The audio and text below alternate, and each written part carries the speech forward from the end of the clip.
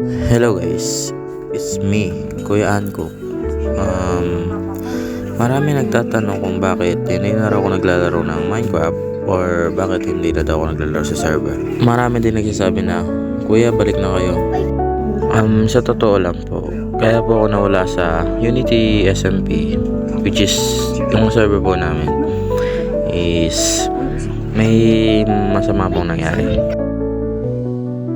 Hindi na po magikwento para wala pong mangyaring gulo kung sakali po. Kasi po mahirap din po mag-ingay-ingay. Baka mabash.